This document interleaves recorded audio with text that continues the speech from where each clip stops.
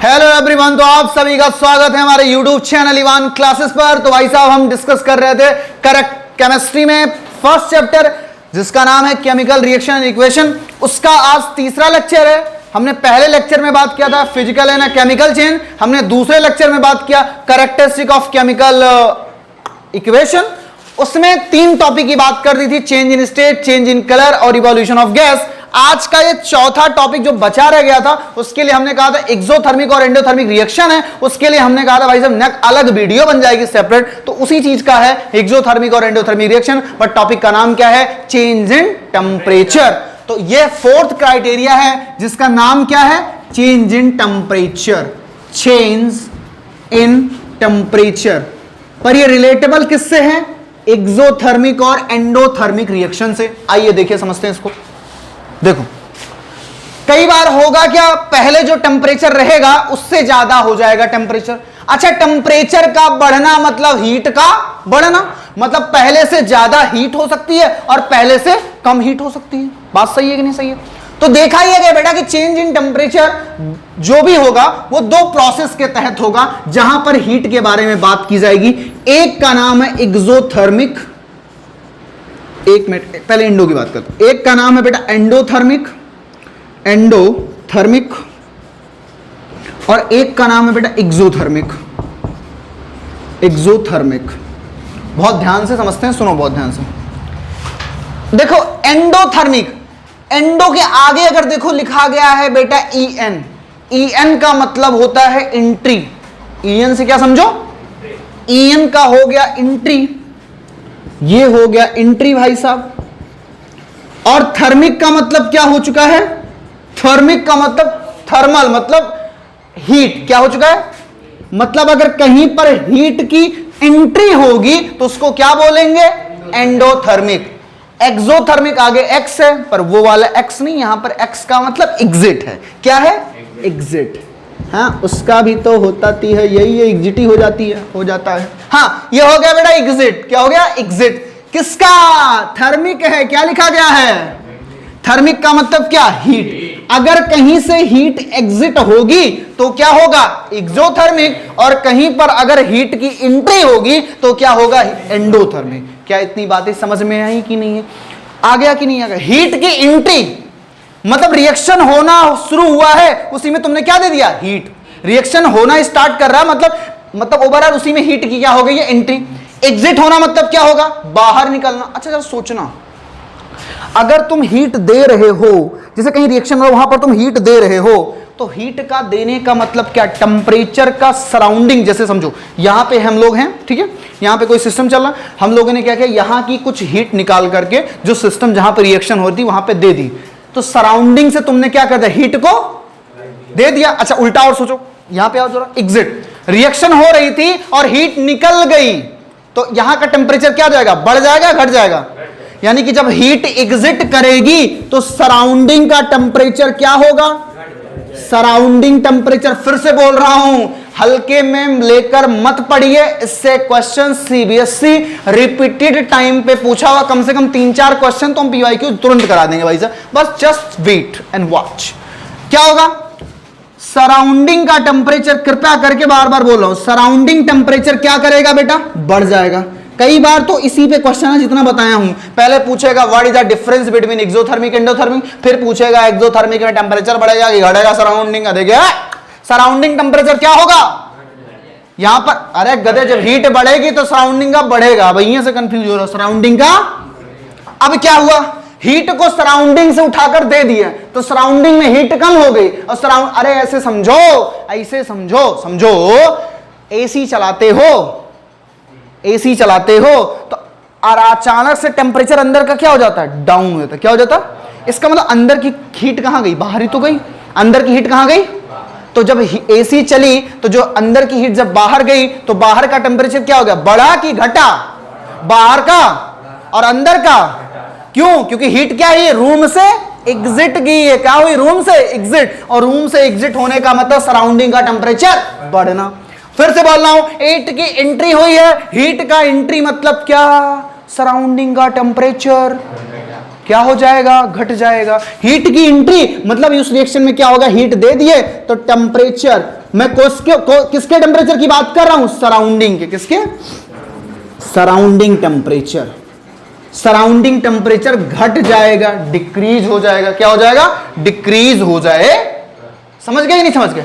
इतना ऐसे एक फिजिकल फेनोमेना जैसे बताया गया है, ऐसे एक फेनोमेना बना लो अपना एक रफली रोड मैप टाइप का, उसके बाद लिखवाता हूं मैं। तो अब भाई साहब एक्सोथर्मिक और एंडोथर्मिक का थोड़ा सा ये जैसे मैंने एक बता दिया कैसे क्या होने वाला है। यहां से भी एमसीक्यूज में बार बार क्वेश्चन पूछे जाते हैं। अब हम थोड़ा इसके आगे की कहानी और डिटेल में डिस्कस करते हैं। कैसे पहचानोगे कहां पर एक्सोथर्मिक हो रहा है, कहां पर एंडोथर्मिक हो रहा है। देखो फिर से बोल रहा हूं, दोनों का कंपैरिजन करके जान लो। देखो बहुत ध्यान सुनना, एक्सोथर्मिक रिएक्शन, मैंने क्या बोला, एग्जिट होना, हीट क्या होगी, एग्जिट होगी, हीट एग्जिट। हीट एग्जिट मतलब क्या, हीट निकलेगी। क्या होगी, हीट, हिंदी में लिख दे रहा हूं, हीट निकलेगी। चैटियानी वाली लैंग्वेज लिख दो, हाँ हीट एग्जिट। हाँ अच्छा सुनो, हीट निकलेगी मतलब बाहर जा रही है हीट। अच्छा मैंने कहा था केमिकल रिएक्शन में कुछ होने का मतलब बाहर निकलने में किस फॉर्म में, एज अ प्रोडक्ट फॉर्म में। हीट निकलना मतलब किधर निकलेगी, ये प्रोडक्ट में होगी या फिर किस में होगी। तो सुनो ध्यान से, कैसे पहचानोगे, जैसे दे दिया जाए तुम्हें A plus B gives out C plus D और प्लस यहां पर लिख दिया जाए हीट। अब पूछा जाए कौन सी रिएक्शन है, बोलिए। यहां पर क्या पता चला, हीट एग्जिट हो रही है, हीट निकल रही है, निकल गई हीट, यानी कि प्रोडक्ट के फॉर्म में दिया हुआ। तो कौन सी है, एक्सोथर्मिक रिएक्शन। कौन सी है, कौन सी रिएक्शन है, एक्सोथर्मिक रिएक्शन है। आइए आगे सुनिए, एंडोथर्मिक पे होता हूं। एंडोथर्मिक रिएक्शन, एंडोथर्मिक मतलब हीट इंटर करेगी। क्या करेगी, मतलब ये तो भैया एंटर करने का मतलब किस में जरूरी है, रिएक्शन को करवाने के लिए ही जरूरी है। जैसे फोटोसिंथेसिस वाला रिएक्शन याद करो, क्या होता है, सनलाइट दी जाती है, तो कौन सी रिएक्शन है वो, एंडोथर्मिक। कौन सी है, एंडोथर्मिक रिएक्शन। तो मैंने फिर बोल दिया, ऐसे ले दो, इसी को ऐसे कर दो, A plus B plus heat दे दो।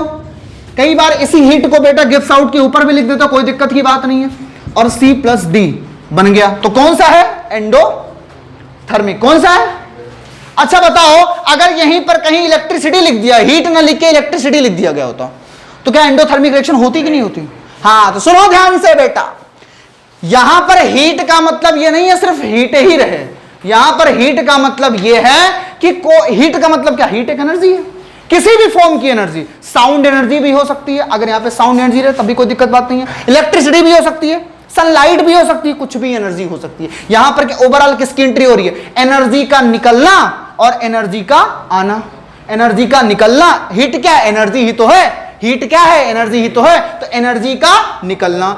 यहां पर क्या, एनर्जी का निकलना, यहां पर क्या, एनर्जी का, बताओ समझ में आएगी नहीं। वो किसी फॉर्म में एनर्जी है, हीट के फॉर्म में है, साउंड के फॉर्म में, इलेक्ट्रिसिटी के फॉर्म में, किसी भी फॉर्म में एनर्जी आए वो क्या होगा, ये एक्सोथर्मिक होगा और ये क्या होगा, एंडोथर्मिक रिएक्शन होने वाला।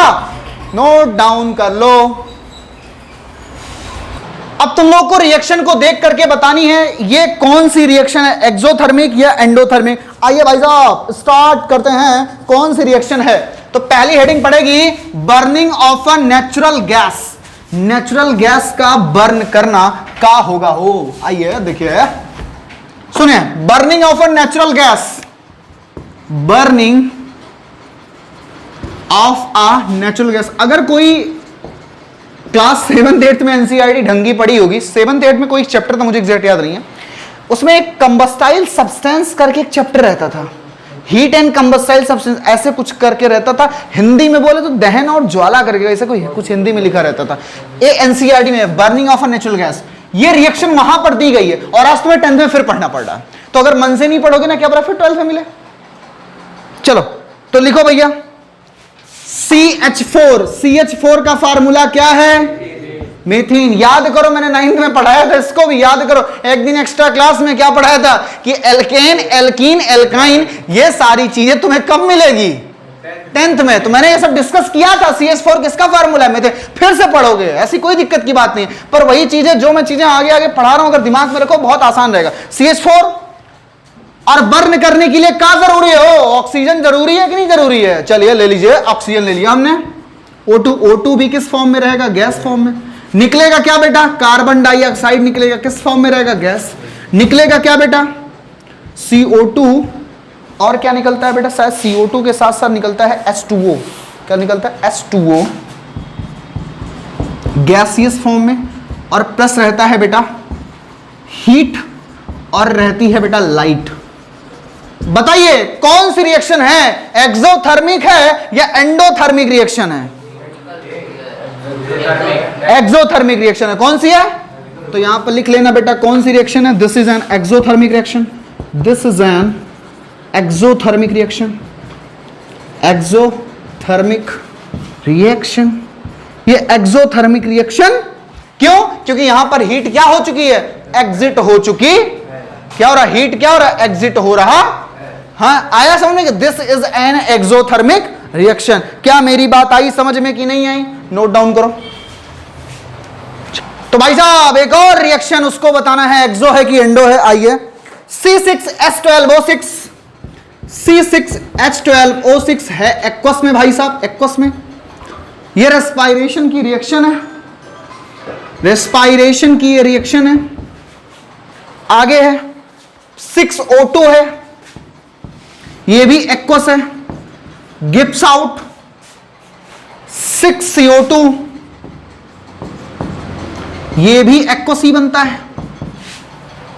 प्लस 6H2O, ये लिक्विड होता है। और प्लस निकल गई बेटा एनर्जी। नाउ बताइए ये कौन सी रिएक्शन है? एनर्जी निकल रही है तो कौन सी है? एक्सो। इसको बायोलॉजी में पढ़े रहोगे भाई साहब। ग्लूकोज जो होता है ऑक्सीजन से रिएक्शन करके फिर एटीपी के फॉर्म में एनर्जी बनाता है। वो एटीपी के फॉर्म पता नहीं क्या माइटोकॉन्ड्रिया में कुछ ऐसे ऐसे जाती है, उस पर डिस्कस नहीं करने वाले हैं।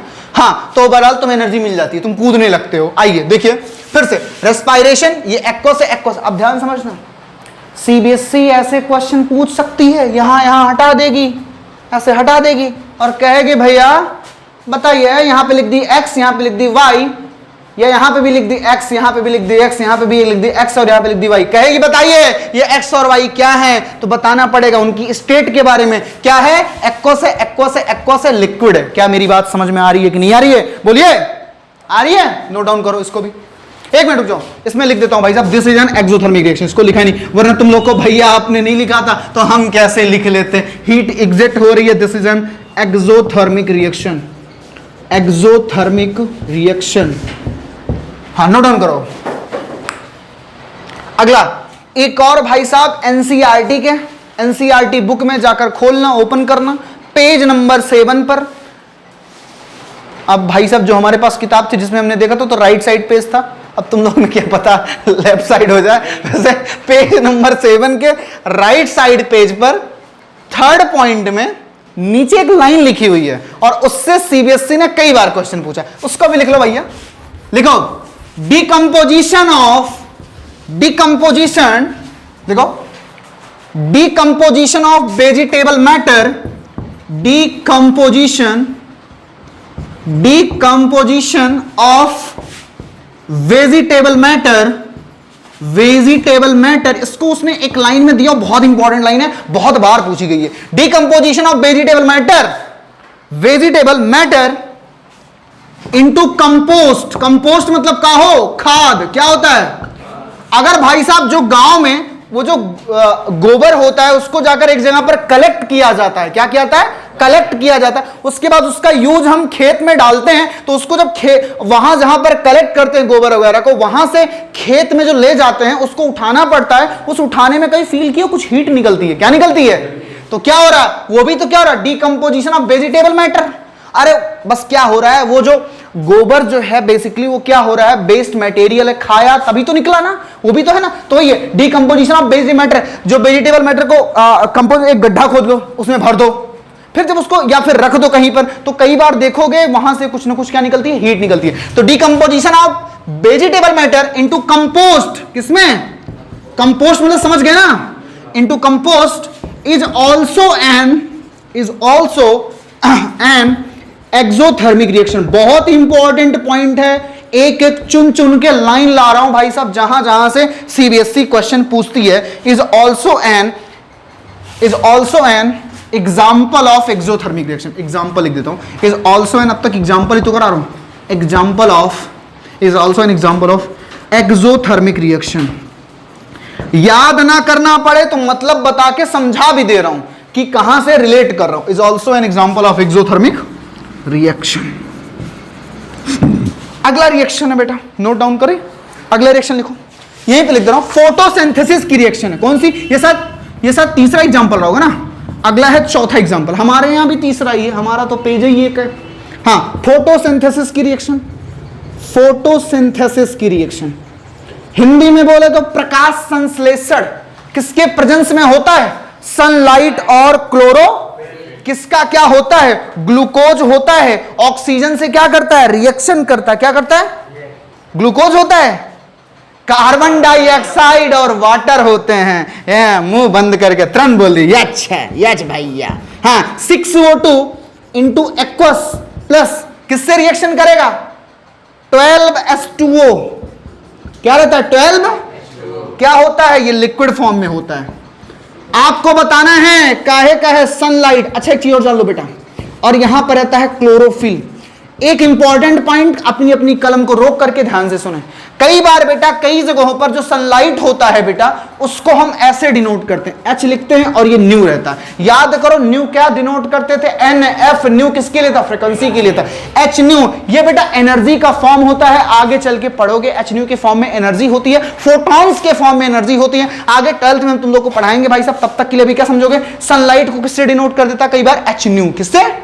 तो उसे घबराना नहीं है कि यार ये तो परिचय का लग रहा है, ये भी परिचय का लग रहा है, पर यहां पर भाई तो सनलाइट नहीं रहता था, सॉरी यहां एच न्यू तो नहीं रहते, यहां क्या रहते? सनलाइट। तो देख करके पहले तो आपको घबराना नहीं है। तो चाहे सनलाइट लिखे और चाहे क्या लिखे, चाहे सनलाइट लिखे और चाहे लिखे एच न्यू, दोनों चीजें क्या है? सेम है। आगे आप लिखो C6H12O6।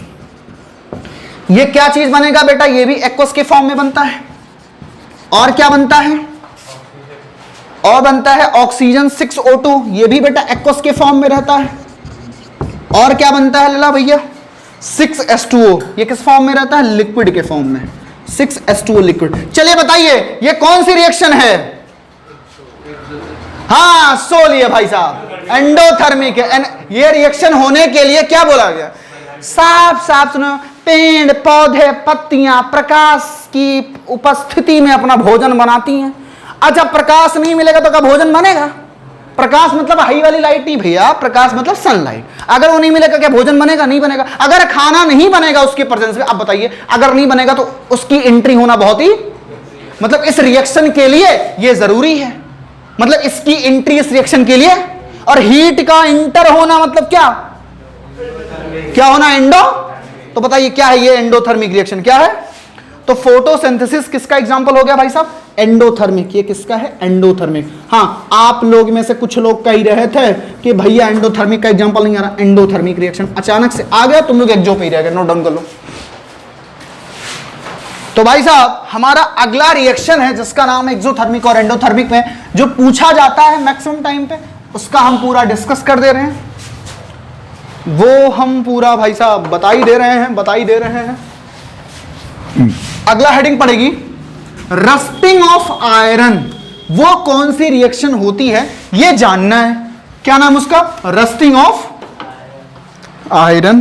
देखो भैया, रस्टिंग ऑफ आयरन, ये कुछ तुम लोग के परिचय जंग लगना सुनो, कोरिजन। अब क्या कोरिजन पढ़ेंगे? नहीं पढ़ना, बिल्कुल आगे कोरिजन पढ़ेंगे। अभी के लिए ये रिएक्शन आई उसको जान लो कैसे होता। रिएक्शन नहीं जानेंगे, पहले बताओ जंग किस में लगता है? लोहे में। तो आयरन क्या क्या प्रेजेंस जरूरी होता, कोई बताएगा? सुने रहे होगे भाई साहब, यार लोहे को पानी के पास थोड़ा मत रखो जहां पे ह्यूमिड आता है, और ऑक्सीजन मतलब, तो यहां पर रहता है आयरन प्लस वाटर, मतलब H2O ही लिख दे रहा हूं, और प्लस बेटा क्या बन गया? ऑक्सीजन। ये बना दिया रस्ट। क्या बना लिया? अब बताओ ये कौन सी रिएक्शन है? कैसी रिएक्शन है? हाँ बेटा, कैसी रिएक्शन है? एक्सोथर्मिक है। अब तुम कहोगे एक्सो मतलब हीट एग्जिट करना। अब तुम कहोगे भाई साहब जंग बहुत लगे पर हमने कभी हीट नहीं देखा। होता क्या बेटा? ये लिखो, this is very slow process, this is very slow process and it releases heat and it releases heat. अब बताओ, जब ये स्लो प्रोसेस है तो हीट को रिलीज करेगा, बट कैसे? बहुत ही स्लोली। समझो, जैसे मैं कहूं कोई बच्चा है जो पढ़ता है पर धीरे पढ़ता है, तो काम को जो 2 दिन वाला काम उसको कितने दिन में कंप्लीट करेगा? 4 दिन में। कितने दिन में कंप्लीट करेगा? तो तुम्हें ज्यादा टाइम लगेगा नहीं लगेगा? तो ये स्लो प्रोसेस है, तो हीट भी कैसे तेज रिलीज करेगा? स्लो रिलीज करेगा। और स्लो रिलीज करेगा, तुम जान पाओगे कब कब हो रहा है? धीरे धीरे, बहुत स्लो, वेरी स्लो रिलीज करता है। तो this is very slow process and it releases heat very slowly, very slowly, बहुत ही स्लोली हीट को रिलीज करता। नोट डाउन करो भैया। है, सॉरी फॉर दैट, यहां पे मैंने एक्सोथर्मिक नहीं है। It releases heat very slowly, release कर रहा है मतलब एग्जिट कर रहा है। So and this is an exothermic reaction या exothermic process. Exothermic reaction and exothermic process. अब सही नोट डाउन करो।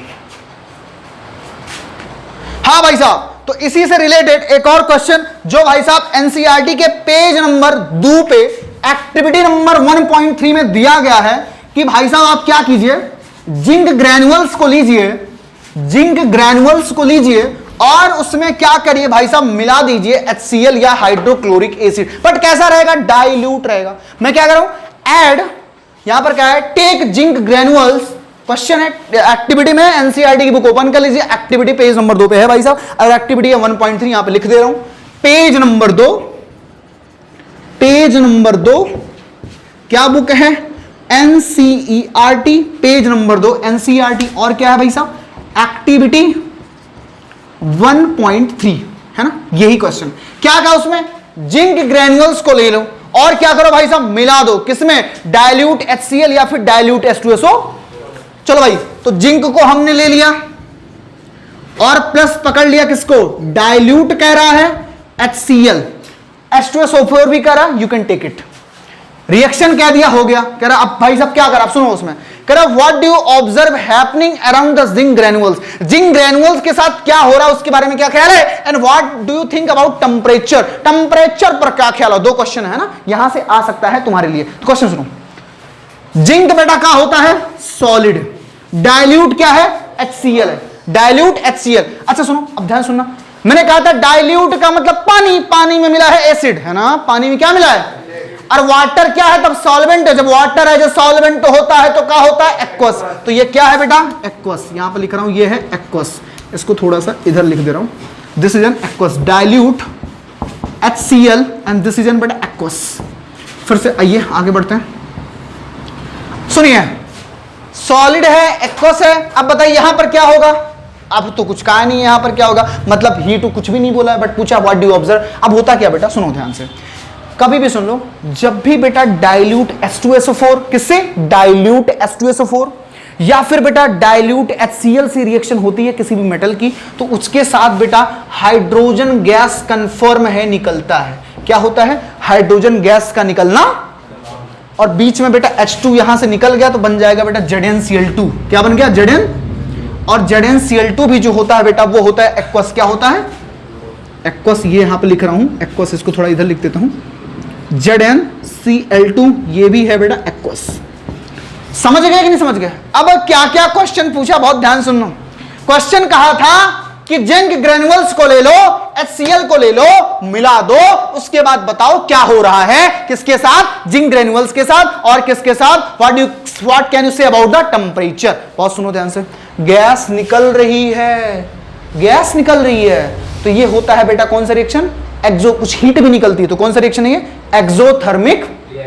अच्छा, और क्या हो रहा है? जिंक ग्रैन्युअल के साथ क्या हो रहा है? ये सॉलिड था, यहां पर जिंक मिला है, पर किसके साथ? एक्वस के साथ। ZnCl2 में तो जिंक तो है ही है, कैटायन तो हमारा जिंक ही है, और क्लोराइड तो हमारा एनायन है। किसके साथ मिला? एक्वस। ये भी एक्वस है, और ये सॉलिड है, ये एक्वस है। बदल गया सॉलिड से एक्वस। अगर सॉलिड से एक्वस में बदल गया तो बताइए भैया क्या चेंज इन स्टेट हुआ कि नहीं हुआ? तो यहां पर क्या क्या हुआ, ऑब्जर्व क्या क्या हुआ, पूरा लिखो। पहला, मुकुल आराम से सही से बैठ जाओ वरना कूट देंगे अभी 1 मिनट में। चेंज इन फिजिकल स्टेट, बार बार ना मुझे कहना पड़े, चेंज इन फिजिकल स्टेट। पहला भाई साहब क्या बदला है? Change in. दूसरा क्या हुआ है भाई साहब, बोलिए कौन सा रिएक्शन है? एक्सोथर्मिक। कोई मुझे और एक पॉइंट बता सकता है यहां पर क्या हो रहा है? कोई और चीज बता सकता? मैंने कहा था अगर कभी भी किसी भी रिएक्शन में गैस निकल रही है तो केमिकल कैरेक्टरिस्टिक के 4 प्रॉपर्टी थे। कौन सा? Change in colour, evolution of a gas, change in temperature, change in state. State हो गया और क्या हो गया? हीट निकल गई और ये बेटा क्या हो गया है? H2 गैस निकला। क्या निकला है? H2 गैस निकलना मतलब क्या? Evolution of a gas. ये एक्टिविटी का क्वेश्चन था। इवोल्यूशन आप क्या क्या ऑब्जर्व कर रहे हो? ऑब्जर्व यही तो कर रहे हो ना, व्हाट डू यू ऑब्जर्व? समझो, अब ये फिजिकल स्टेट ऑब्जर्व किए कि नहीं किए? एक्सोथर्मिक रिएक्शन ऑब्जर्व किए कि नहीं किए? इवोल्यूशन कैसा? यही तो क्वेश्चन पूछा है एक्टिविटी का 1.3 का। समझ गए कि नहीं समझ गए? नोट डाउन कर लो। हाँ, तो भाई साहब हमने एक एक पॉइंट जितना भी सीबीएसई में आया हुआ है, जितना भी एनसीईआरटी के अंदर एक्टिविटी के अंदर उसका जो एग्जांपल दिया हुआ है, एक एक लाइन जो पुट करके पूरा दिया हुआ है, वो सब कुछ हमने भाई साहब ये करा दिया है। अब इसके अलावा अगर आपके भी इसके रिलेटेड कोई भी डाउट है, यू कैन आस्क मी भाई साहब, कुछ भी कोई भी क्वेश्चन हो। तो आज का ये वीडियो यहीं पर एंड अप होता है। हम आगे मिलेंगे केमिकल बैलेंसिंग रिएक्शन में।